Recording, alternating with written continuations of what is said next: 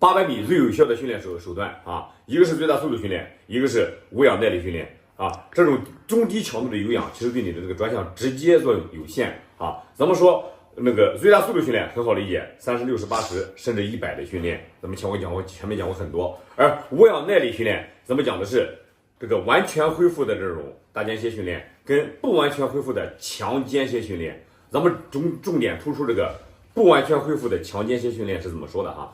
是用35秒以内的高强度运动加间歇120到150秒的这种恢复啊，恢复到心率120以上啊，120到140甚至是这种啊。然后做完之后，2到3个为一组，做2到3组。